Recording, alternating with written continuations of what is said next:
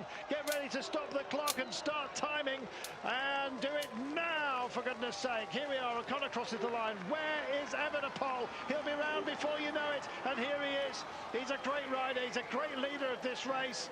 Count the others home, but the time for this man is what is going to count. There it is, 15 seconds by my reckoning that he gives away to Primož Roglič, and the blows continue to rain down here constantly, it seems. What an amazing race, what an amazing stage, a fabulous winner, I might add. But goodness me, there's going to be an accounting here, and you're going to have to be an accountant as well to work the numbers. But one thing is clear, Evenepoel stays in the lead of this race, but by a diminished margin. Phew, what a day, Sean. Yes, well, Remco Evenepoel, did a great job there, continued on setting his pace, and it's surprising that Roglič didn't try something earlier, because when he hit out, he see that he could, take time, and it looks like 15 seconds he takes out of Remco Evenepoel approximately, and Roglič had to move because Mas was creeping up on him into that second place in general classification, so he had to make the move, but surprising that he waited for so long and left it so late. Rodriguez is going to be wounded by this. But what a performance that was, not only by Timo Arensman, but I have to say the bravery of Enric Mas, Miguel Angel Lopez, Jay Vine for hanging on, Roglič for trying to find the margin, Evenepoel sustaining himself yet again, tempoing, limiting the damage. There's so many tales to tell here, Robbie. So many fine performances, and we thought possibly Marc Soler was going to go solo and go to another stage victory, but he blew Arensman. Well, he burst out of the pack. Nobody seemed to be able to reach out and grab it except for the tall Dutchman. So it's Taman Arensman takes the big win, but behind, as you said, so much action. The brave attack of Lopez, tracked by Mas, who's taken a chunk of time back. And Primož Roglič, he did what we expected him to do. He did it much later than we all expected him to do it. And he may well kick himself for going so late, because he was able to offload Remco Evenepoel, take 15 seconds. It could have been so much more. So I think the Belgian has got off lightly this afternoon. He sees his lead shrink to around 1:34 on general classification. But what an incredible stage to the Sierra Nevada. Check this out. Arensman takes it, 1:23 ahead of Mas. Lopez, 1:25. Jay Vine, fourth home today, gets mountains points. Roglič, 1:44, and Evenepoel there, coming home with 1:59. Is this death by 1,000 cuts, or is Remco recovering from and surviving these attacks perfectly? We'll get to general classification fight in just a moment, but for all the talk of altitude natives and the advantage that offers, Adam, it was the man born at 3 meters of altitude who won the stage today. Well, yeah, a little bit over, because he's quite... Oh, no, he's dead little then, wasn't he? I was trying to be clever, that didn't work. Anyway, yes, he's great at climbing. 3 meters and maybe 20 centimetres, yeah. He doubles his altitude when he gets out of bed in the morning. That was phenomenal, though, wasn't it? His second professional win. It was perfect, and such a hard stage to take. Yeah, one of the hardest... Well, it's Queen stage, probably the hardest so far. Arensman did get in a break earlier on in this race, and I spoke to Matt Winston's director about it, and Matt was saying that the Dutch press were giving him quite a bit of stick for taking him out of that break. And he said, this is going to be played out later in the race, we'll try exactly the same again. They did it today on the Queen stage in some fashion. On the day of the Dutch Grand Prix as well, there'll be plenty for the Dutch sports journalists to write about today. Anyway, this is wonderful for Team JSM today, isn't it, Dan? Oh, it's fantastic for them, yeah. I mean, they haven't got the biggest budget in the world, and they've had a few really tough months at the start of the year before they went into the Giro d'Italia. So to get another stage win and tick that box off here at the Vuelta, they'll be very pleased with. But that was well deserved from Team Arensman. I mean, if you look at the composition of the breakaway was in, how many fantastic climbers were in there, and actually he beat them all by over a minute on that. And if we think back to last Tuesday in the time trial under those hot conditions, and seeing that man laying on the floor, absolutely exhausted, probably heat exhaustion and everything else. Sort of come back from that, remain consistent, just outside the top 10 on GC, then get yourself up the road on the Queen stage. I mean, winning the Queen stage of a Grand Tour is your second pro victory. Yeah. It doesn't get much better than that. And as you say, from the calibre of breakaway riders that he was fighting it out amongst, because from all of those riders, this man especially, Richard Carapaz, was the big name, I guess, of the day, amongst several others. But Tymon Arensman was barely mentioned until he made it up the road by himself. No, he was. I think with Arensman, it's a long time coming, this. He's been so consistent through his condition this year that he's always been knocking on the door. We've just been waiting for this one win. He did it in spectacular form, and it might have helped him in a kind of way with those massive names in that breakaway that not everyone was concentrating on, and they're looking at the Carapazes rather than him. This is what we're going to get to in just a moment, because this is what we're excited about. Primoz Roglic is now ever so slightly cut into the lead of Remco Evenepoel, who's got 1 minute and 34. Enric Mas has cut into the advantage of Primoz Roglic at 2:01, with Ayuso now at 4:49. We will get to the general classification fallout in just a moment, but we have mentioned the DSM Sports Director, Matt Winston. Let's hear from him. Well, Matt, first of all, congratulations. Amazing victory for Arend Tingelmann. It was the plan today, this morning? Yeah, the plan was we'd look in the start, we'd see how big the breakaway was, and when there was more GC guys in the breakaway, then we'd go for it. We knew Tymon was in really good shape. He had a couple of off days a few days ago, but we were just trying to time the effort right, so when we go in the break, we make it count, and yeah, that's what we did today. And as soon as we kind of got to altitude, Tymon really showed his strength there. It's a strong point of his, and he made a nice move, and yeah, a nice victory. And he also animated the race, because we saw how Ajay had to pull behind the peloton to save also Ben O'Connor position in the GC. Yeah, exactly. When Ajay started to ride, we thought, okay, the gap's coming down quite quick, but we didn't panic because we knew it was quite steep at the bottom part, and then the peloton would really shape up. So even if a group came up to us, we knew the GC position was being improved. So we were quite happy with that situation, even if they came back together. But we were still looking for that stage win. We were staying calm, making sure we were ready to make that final attack. How important do you think it's going to be this victory for him, considering it's the first Grand Tour victory? Yeah, exactly. I said to him in the radio then the first thing he has to do is enjoy this victory. It's the first one. It's always nice to get that first one, and you know, we'll see how the next week goes. Still got a lot of racing to go, but kind of it does good work for the GC, and now we just take it day by day like we always do. Thank you very much. It's been a long old year for Matt Winston, hasn't it? We were saying he's done every Grand Tour. He's really grown into that role, though, hasn't he, Dan? He has. He's not a former professional bike rider. He started with a couple of smaller teams in the UK, and there was something about him. He ended up picked up by a much bigger World Tour team in DSM, and he's now done all 3 Grand Tours. You know, the amount of preparation these days in particular that goes into preparing a Grand Tour as a sports director and preparing every single stage with all the information that you now have at your fingertips. It's a much harder and more lengthy job, I would say, than it was 10, 15 years ago. But they clearly believe in that Winston. And what I like is he's just so methodical about the way he goes about things. Whenever we get the chance to have a chat with him, he delivers. Expecting a little bit more from Sergio Aguitu, some were flagging up for today. It's getting very select out there, Sean. It's going to come down potentially to mano a mano, Roglic and Evenepoel, in the good company, of course, of the favoured few. Yes, and we can see the fewer here, but there's more riders just clawing their way back in. We can see the Ineos riders there. Theo Gegenhardt getting the man who was in the best place for Ineos, Rodriguez, back into it there. And Harper, he's doing a great ride in this race. We see him, on a number of times in these difficult climbs to the finish. But yeah, it's Jumbo-Visma, they disappeared very, very quickly. Sam Omen was out in the breakaway. He did very little and got distance real quick. So, yeah, it's a complicated one, and it looks like Evenepoel for the moment not in difficulty, but still with 19 kilometres to go. There's a lot of terrain where you can get into difficulty when the pace really kicks off with the big favourites. Green Team Emirates out of position at the moment. They'd like to be in a better place, quite frankly. Meanwhile, look at the way they are working. And look what they've done to the gap, Robbie. Oh, the gap is melting like snow under the sun.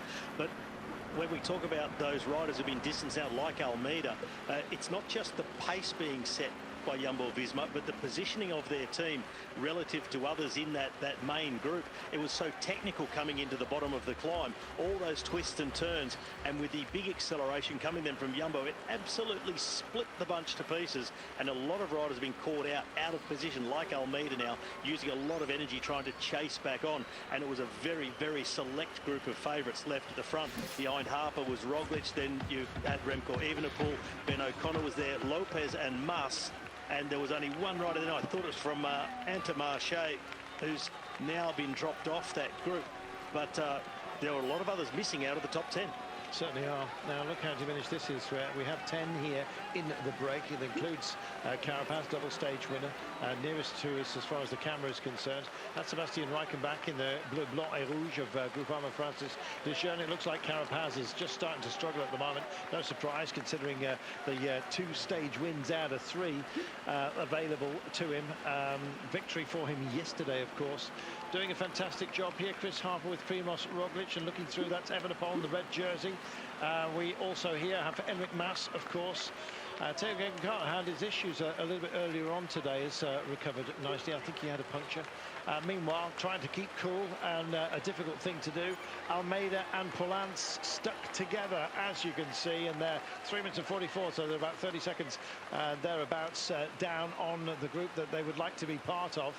It looks like there's a quartet of riders, some of whom from Bike Exchange by the looks of it, just up ahead. Meanwhile, this group, and as you can see, Miguel Angel Lopez is tucked in here. He looks ominous. He was a lot of people's favourite before the day, and there he is. Rodriguez is also here, Spanish champion from Ineos Grenadiers, also wanting to hold on to a decent position. And this is about moderating your aggression. You don't want to end up, Sean, kicking yourself as well as dust into the face of your opponents. Well, it's an interesting one here, and we can see Ben O'Connor. He looks to be comfortable enough there, and look like he's Lopez is talking to him there. And you know, when you can do that on a climb, well, then you have to be comfortable. And Ben O'Connor, the team has done, AG2 or Citroën, they have done a great job. They've done our riding today, and he looks very good here. So you can see the list of riders that they are. Roglic, you can see Evenepoel, you can see Superman Lopez, Mas, and yeah, it's just a case of keeping this pace on now, and that's what the man from Jumbo-Visma has to do. Chris Harper, just keep on grinding it there for as long as possible, and that is the question. How long more is he going to last? And then, you know, still 19 kilometers to go. Who's going to take it up then? Because that's where the attacks will start coming from out of this group. Just look at the way that Miguel Angel Lopez is just comfortable here, and now Roglic is isolated. He's on his own. Now then, this is where the big question gets asked. They're going to go head to head. It's as you were, a grading system, if you will. We've got Rodriguez here, Roglic now isolated, likewise Evenepoel. In the end, it has to come down to what card you play. In a moment where you start to go head-to-head, Richard Carapaz, he was in trouble earlier on. We saw that as he dropped off that group, and it's a country mile to those he would like to still be part of. Oh, that was my concern for Richard Carapaz in this group today, after the day he had out yesterday winning the stage. How much of that depleted him of his reserves? How well would he recover? It seems not all that well, because he's already being distanced. Marc Soler, in the meantime, he's holding a 26-second gap for the neutral spares car. Has just gone out of that. Meanwhile, back in the group of favourites, Primož Roglic looked like he was setting a testing tempo for Remco Evenepoel, not an attack, just to try and gauge if Evenepoel is suffering yet. Also in that group was Rein Taramay, the man from Intermarché, and Nico Landa was hanging on there. Theo Gegenhardt just trying to get his way back on. But Marc Soler, he's edging away second by second over this group. Arensman, Uran, Menkes, Mader, Hindley, Cruz. De La Cruz, of course, thank you, Sean, and Jay Vine. The great thing for Soler is he's just coming to this little plateau in a few moments' time, and that's where as Robbie was saying, possibly the real race begins. With 15 or 17 kilometres to go, he will have done the hard bit of the course. It's from that moment on, He's even got a little downhill section which comes just to introduce him around about the 15 kilometres to go marker. So he's got a way to go before he gets to there. However, it does ease to about 6 and 7%. He's already having lesser inclines than he's had to deal with so far. So if he can gather himself and indeed he can cope with the change in tempo, he may well be able to go very big. I fear for Ayuso. He's had all kinds of problems. That looked like Platt that was just starting to struggle as well. Where is Rodriguez? That's the question. That was him. That was him there. Was that him? Yes. Oh, no. Oh, excuse me. I misidentified the stripes from that sort of distance. But, yeah, who's going to earn them today? Evenepoel, Roglic, Mas, Miguel Angel Lopez as well. I thought the Spaniard was still within that group, but no. It's all chopping and changing, Sean. Yes, it is, and we can see Ayuso here also in difficulty, and yeah, Landa also was clinging on there, as Robbie said, but he was only just about, and now the elastic gets snapped, and yeah, 18 kilometres still to go, and if you're in difficulty at this point, well then it's always a big danger, one that this advantage is going to grow out by a long shot. But again, you can't get into your rhythm and just, you know, keep on working at it, and that's where you have to have the experience and have to have the mental power, you know, just keep on working at it, never lose the head, never drop the head. But if you haven't got the power, of course, you're going to lose against the stronger men. But it's all about keep working and try and limit the losses as much as possible. For how long and how deep does Primož Roglic go? At the moment, they're all leaning on him within this group. And no surprise, I guess he's the man with most to gain by taking the victory today and putting Evenepoel under pressure. They all know it, though, Robbie. That's the point. Yeah, they do know it. It's you know, a telegraphed move, but on a climb like this, just keeps on dragging and dragging. And as the altitude starts to kick in, it's going to get tougher for everybody. But Ayuso here in the white jersey, he's held about a similar gap all the way from the bottom of the climb. So I think he just got himself really out of position as they came to the bottom of the climb off that short descent when it all split apart. So he's acquitting himself very, very well. He just gave himself a big deficit right at the start of the climb. Marc Soler has gone solo here, and if he can get to just complete another about 500 meters, life will get a little bit easier for him, as if he hasn't set himself a big enough task already.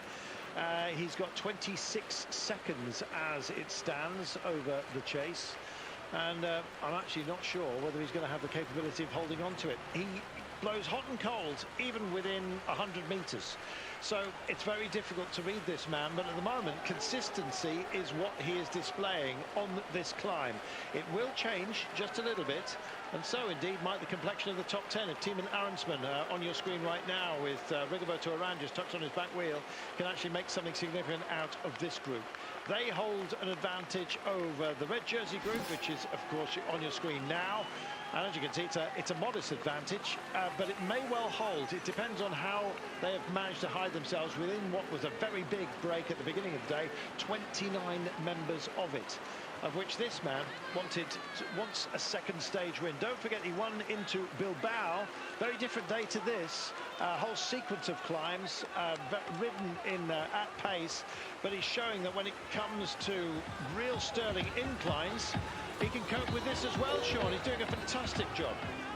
Yes, he is doing a nice ride here. We can see up front, you know, the riders that he's trying to catch up with. But when you have to make an effort like this, and the riders out in front, Roglic, I think, he's knocked it off a little bit, and you know, we can see there that just that little bit of that tactic being played, who's going to ride on the front here, and yeah, it is.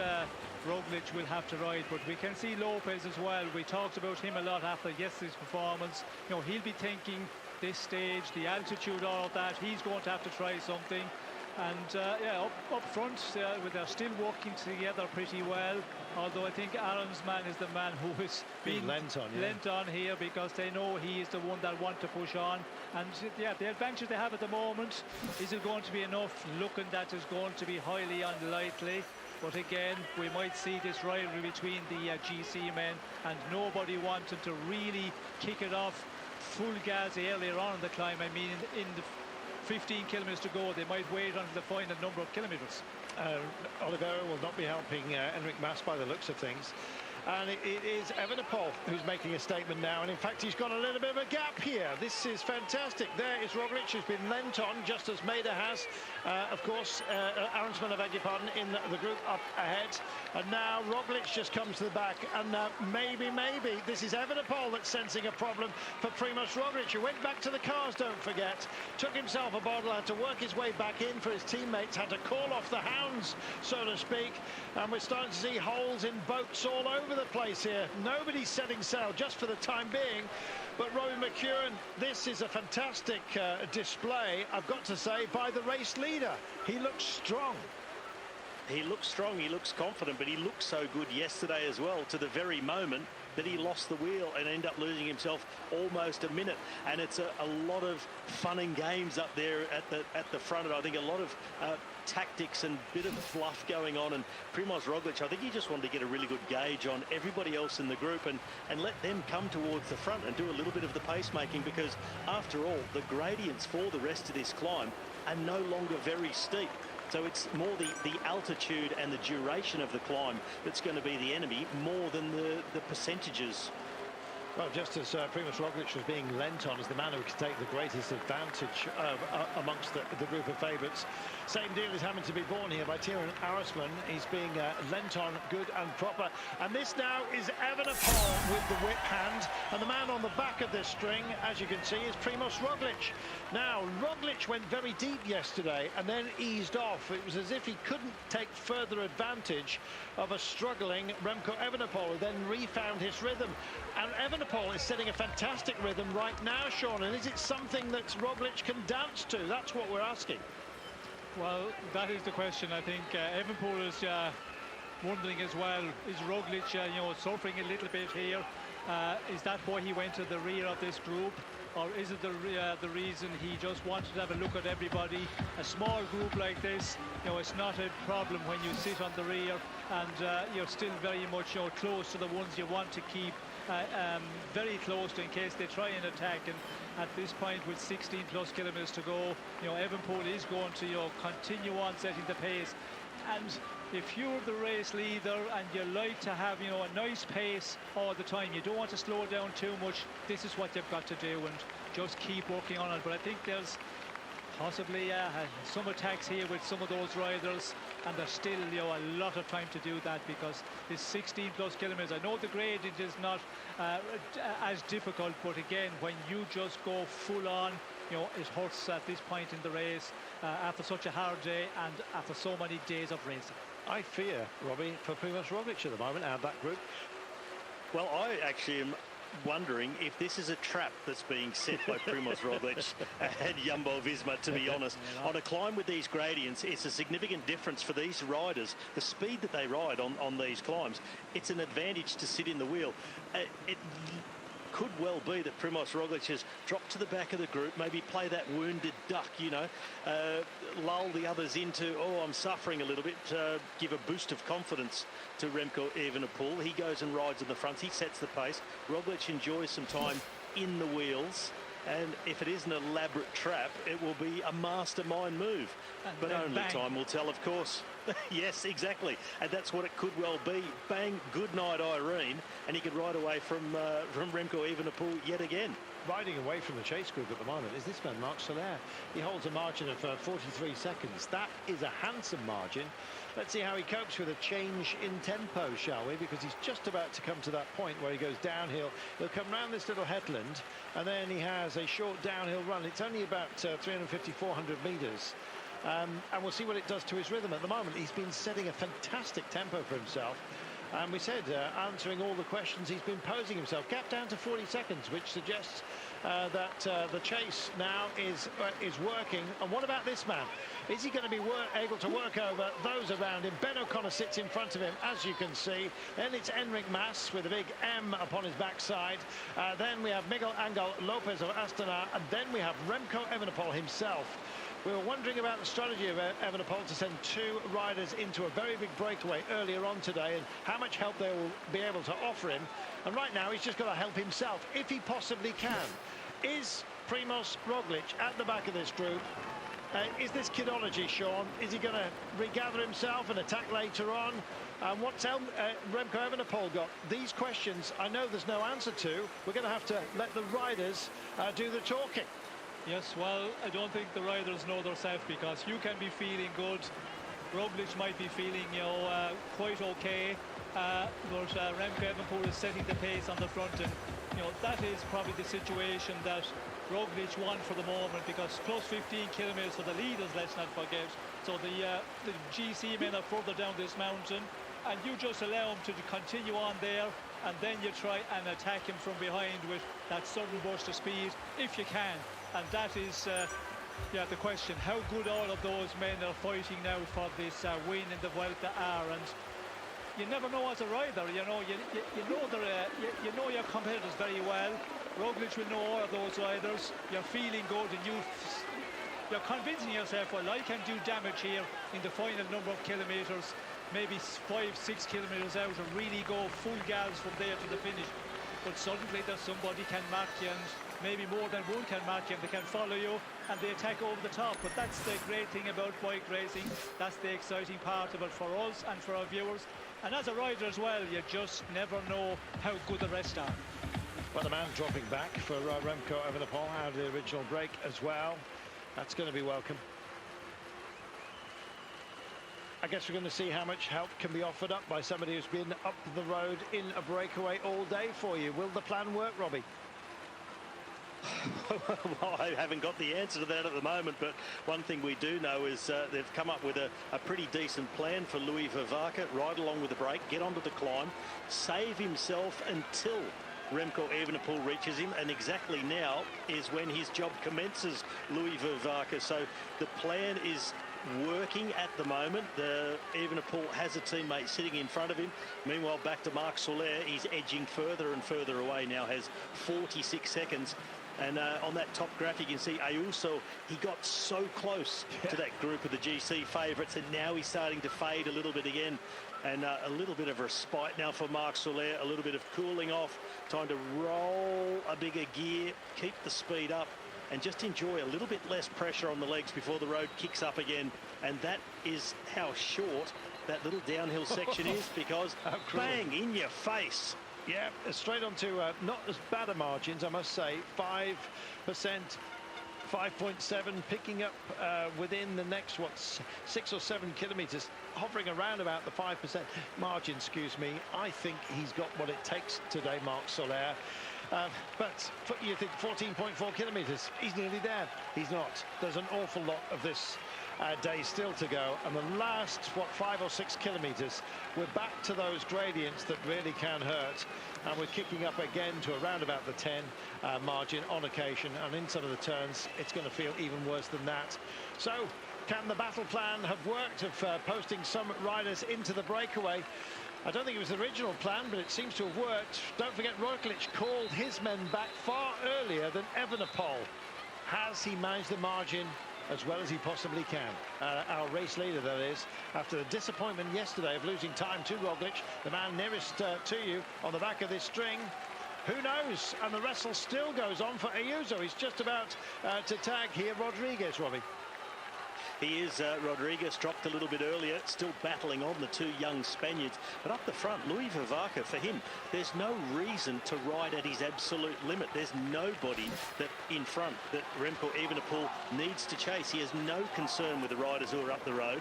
So he doesn't need to blow himself up, nor his teammate. He just needs to keep an eye on them at the moment on Primož Roglic. So they can ride conservatively, and I'm sure their team director is telling them on the radio, because the race they need to worry about is the riders in their wheel at the moment, not the ones up in front. Well, unless, of course, they're trying to put the hurt on Primož Roglic here in the belief that he is in trouble. Sean, what do you think?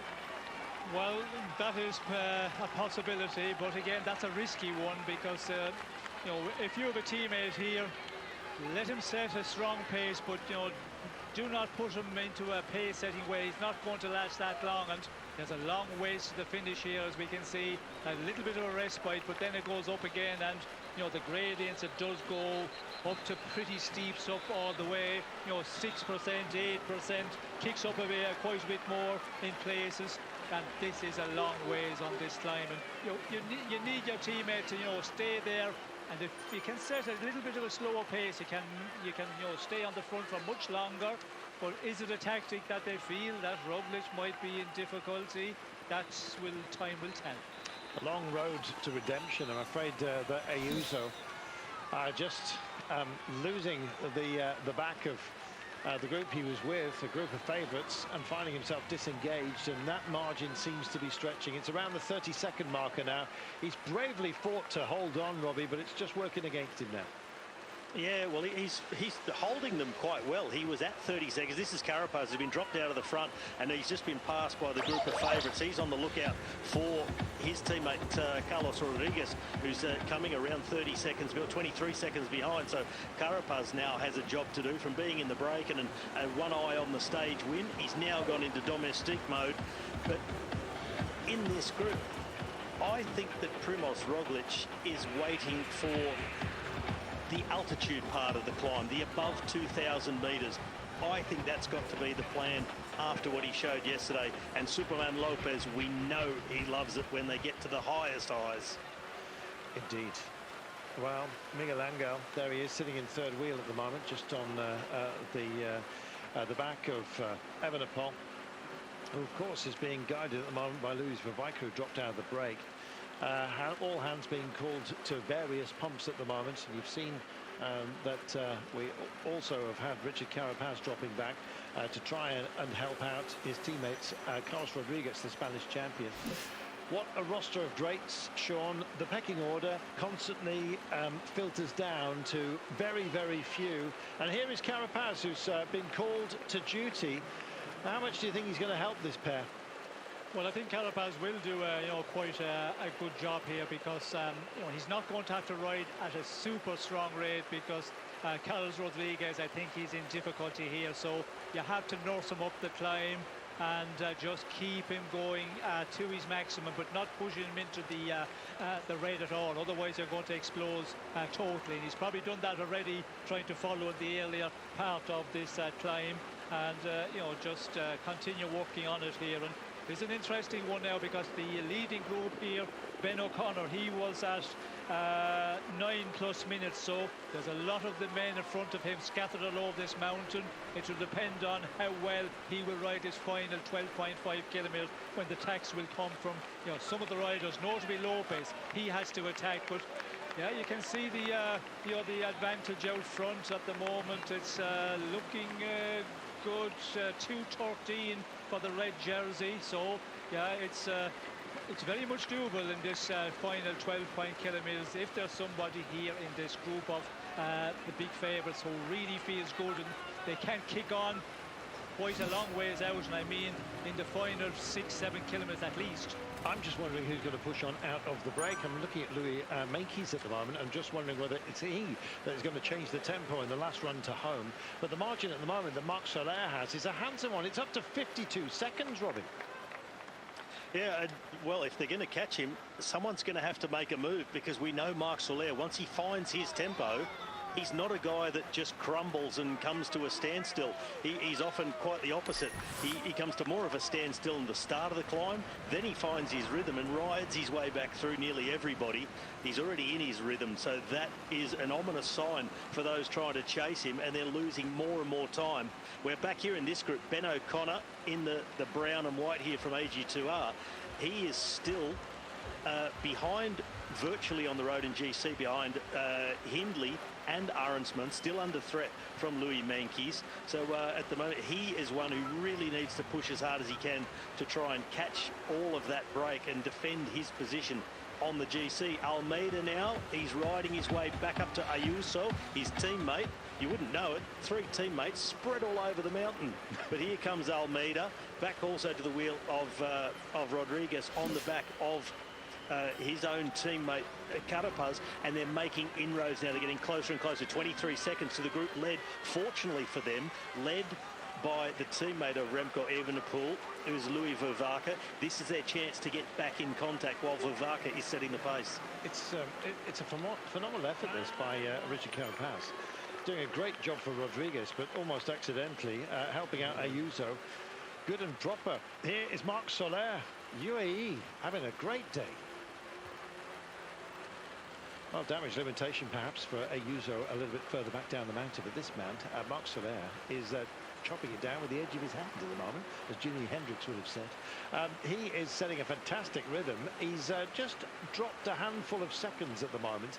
I do fear sometimes when his rhythm is disturbed, and we've got that right now. Maybe his drive for the peak will be hampered. 48 seconds. Oh, they're starting to pick it up in the chase. Haven't seen much of them, but here they are.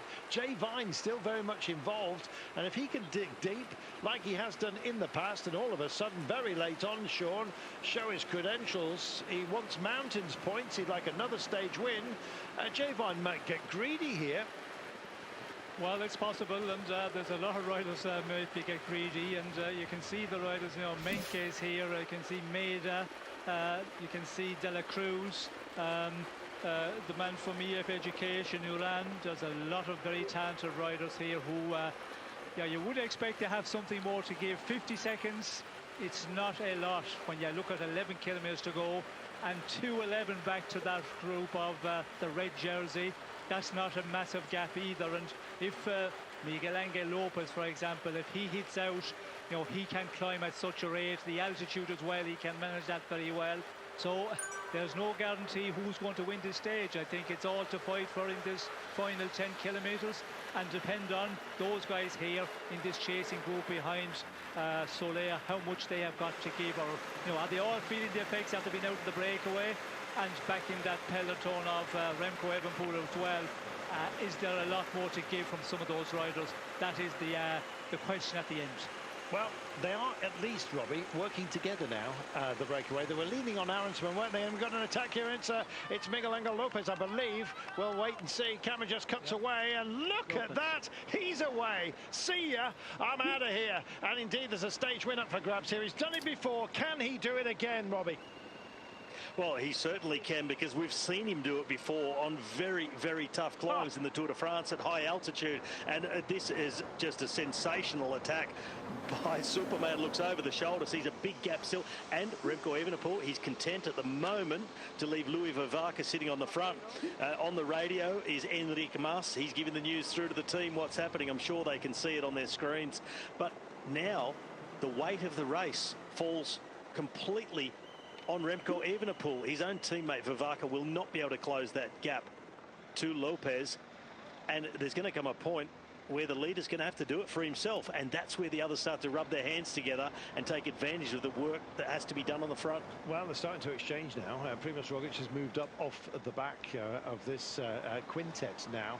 Now the sextet has been destroyed by this man's move. Miguel Angel Lopez, has he got enough time with 10 kilometers remaining to get himself back in for a contender for the day's stage glory? He wants gap, of course. That's what he's getting. He wants to move up in the overall classification. This is a hell of a statement, Sean. Can he back it up? It certainly looks that way.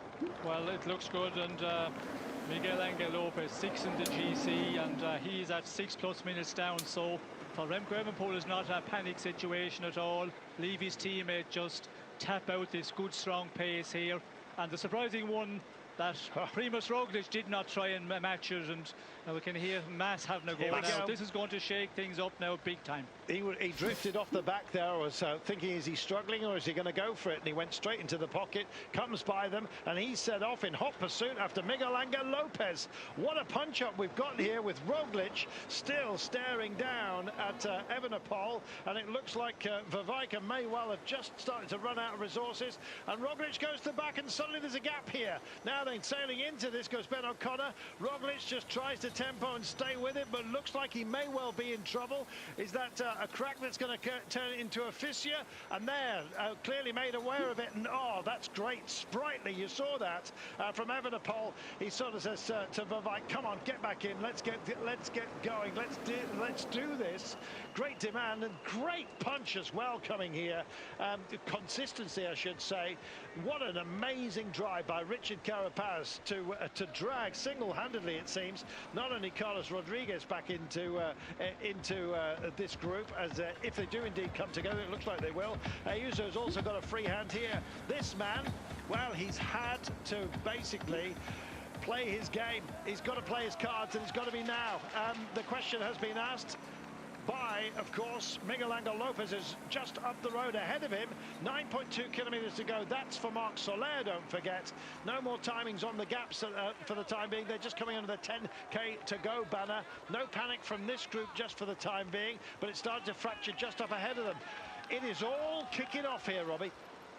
It is, and great move by Mas, who has responded to the attack of Lopez, who's now found his teammate who's dropped back for him. So Lopez, that's him in second wheel. So it's De La Cruz who's dropped out of that front group, picked up his teammate. This is Mas coming across, and this is a great move by Mas, because as Sean said, with Lopez at 6 minutes, no reason for Evenepoel to panic. And even Mas in the GC at 2:43, no big panic, but there's definitely got to be concern. But Evenepoel leaves his teammate Vavaka still on the front, and Primož Roglic, I think he's just waiting for panic to set in and Evenepoel be forced to lead the chase, and that's when he'll be ready to make his move. Marc Soler, could be a great day for Spain, this, couldn't it? Marc Soler has done a super job of holding in abeyance some great talent from the breakaway. They've pared it back, though, by about 10 seconds over the last couple of kilometres. It now stands at 42. Here's the gap back to the group with Enric Mas just up ahead. That group, of course, will be hoping they can possibly get back to Miguel Angel Lopez. In fact, I think, has he managed to get over to him? Let's wait and see. Here is the J Vine group. I think we can call it that. Take your pick, for goodness sake. And here is Soler, still in command of his destiny. 2 minutes is the gap back to the red jersey group. And this is that trio, I beg your pardon, of Enric Mas on the back wheel of Miguel Angel Lopez, who of course has the help of David De La Cruz. What a great trio this could turn out to be, and it might well be the winning one. I know we've got 8.4 kilometres to go. I kind of hope that Soler makes it, but it looks like he's blown up because the gap has tumbled. Look at that. I think the transponder possibly just struggling in the mountains here. Down declared at 27 seconds only. Sean, it looks like Marc Soler's got a problem on his hands. Well, I think yes, he's starting to tire, and it's not surprising because he's been out there for a long time. And yeah, as I said, when the big favourites start to kick off, and you can see Mas, he's the one who's coming up very quickly with Lopez, and Carlos De La Cruz doing a great job here, coming back out of the breakaway. And in the meantime, the red jersey now is just setting into a pace, setting it on the front, because his teammate Vavakan is gone off the front as well. So it's a time trial on the mountain between a lot of those riders here, and we can see here it looks like Lopez, a little bit of difficulty following the pace being set by De Cruz here. And we know Mas and Miguel Angel Lopez, there's no love lost there because they had a lot of problems last year in the Vuelta. So I don't think they're on the best of terms. So it'll be interesting to see what way they will walk. But for the moment, they're going to leave De La Cruz ride as far as possible up this mountain. So it's Arensman who's coming across. It is. It's fantastic, Robbie. Go for it. Arensman, he took off from that chase group a few moments ago. They cut away. You just saw him disappearing around the corner, and that's why the time gap has tumbled to Marc Soler, just 20 seconds. So Arensman is on the charge out of the J Vine, Jai Hindley group, and he is riding across to the front of the race, but at the same time, only a minute and a half back to Mas. Oh, looks like he's tying up as well. Oh, my goodness. So, who from that group remains? They're trailing him by about 20 seconds as it stands, apparently. Maynard, Jai Hindley, Rigoberto Urán, Louis Meintjes, J Vine, who wears the King of the Mountains jersey, might still score some Mountains points today, but there's very few on offer.